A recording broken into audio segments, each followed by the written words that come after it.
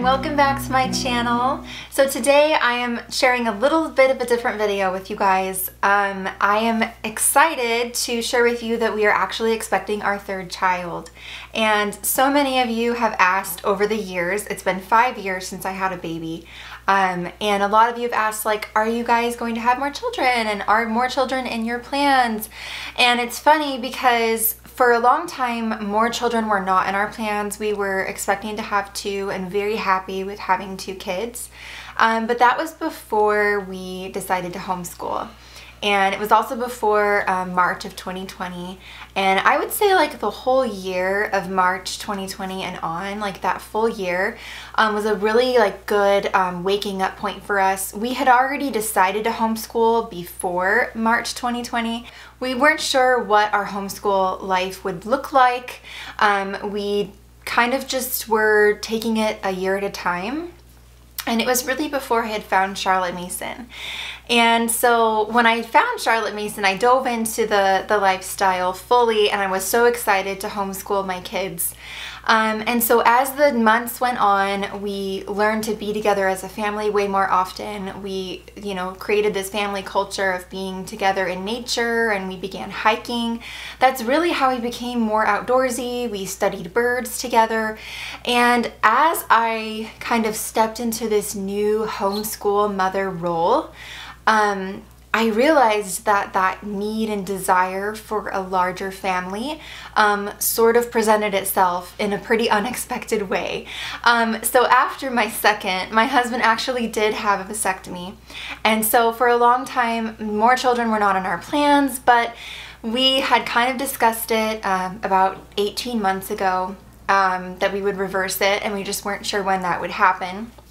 So we did end up having it reversed, and we were able to conceive. Now, the journey to conceiving after the vasectomy reversal, it was a little more lengthy than we expected.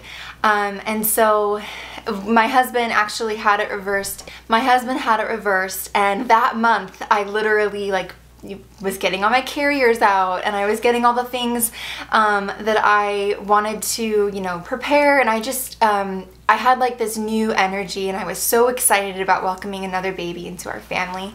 But it did take a little bit longer. It took about 8 months for us to conceive after. I was a part of a few conceiving after vasectomy reversal groups, and in those groups there's like 2 camps of people. There's people that conceive right after the reversal, right away, and then there's people that conceive, 2 years after. And I wasn't really sure what to expect, but because both times that we conceived our 2 other kids, we were able to have them really quickly, and we had no trouble at all conceiving. So in my head, I was expecting that, and just a lot of prayer and patience went into trying to conceive. And so that was like a pretty hard thing for us, but overall, we were both pretty healthy. I will say that 3 months into my husband's reversal, the 3-month mark is where you generally expect to be able to conceive pretty quickly if you're going to conceive quickly. But he got pretty sick and had a really high fever for a while, and we were expecting the return of sperm with a vasectomy reversal, and so we actually, with the fever, it ended up being another 3 months delay of like getting him all healthy and all of that. So that was like 6 months in, and I actually did conceive once, but I believe it was like a chemical pregnancy. So yeah, anyway, all that to say, this is kind of our journey to this baby, and it's a baby that we are so excited to welcome into our family. And the reason I share all this with you is just because I remember when I was giving birth to my second, I had a cesarean when I had my first baby, and I was so heartbroken over the way that birth went, and just because it wasn't the way I planned for it. And so after I had my first, I was determined to have a VBAC, an unmedicated VBAC, and I was able to do that. And when I shared that story several years ago, 5 years ago now, and a lot of you said I had a cesarean too, and I really, really wanted to be able to give birth to my baby vaginally. And so after sharing, a lot of you guys went on to have successful unmedicated VBACs, and so I loved hearing that. And I just want to share, you know, today, if there's someone out there that had a vasectomy, but you guys have, you know, have it on your heart to have more kids, or you feel like you want to have a bigger family and that's in your plans, but you kind of realize it kind of messed with your plans to get the vasectomy, just know that like that option is out there for you and that you are not alone. There's probably not many of us, but there's enough of us that, you know, there are support groups and stuff for that. But all that to say, we did find out we were expecting right before Christmas, and so now it is March, but so it took me a minute to share this with you guys, but that's because we had another cross-country move. And so this is the last move for a while, but yeah, it was busy because we were moving in January and we had been trying to conceive for many months and didn't expect to in December, but we did, and it was a huge blessing and we were so excited.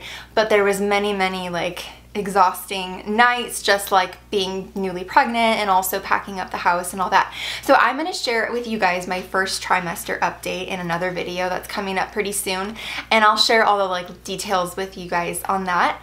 But I did want to say too that if you follow my channel consistently, you know that I have kind of a standard of the way our homeschool runs, or I really try to adhere to Charlotte Mason's principles as best I can, and I'm excited to kind of visit having a newborn and a toddler and all of those fun like years that go into having a small baby in the midst of like teaching and schooling. I can't wait to like share that experience with you guys. I do my best to share what I can here, and it'll be fun to kind of live through that. I have a Patreon group and it's called the Charlotte Mason Motherhood Community, and over there there's several moms that are due this summer, and so that's really fun because I'm due in August, and it's actually really funny, again, this being like a homeschool content channel, it's going to be interesting planning for next year while also having a newborn and like being due in the summer. We had hopefully like timed it so where we'd be, you know, expecting in the spring, like early spring as we're finishing up the school year, but that is not the way God's plan went for us, and that is okay because his plan is much better than my plan.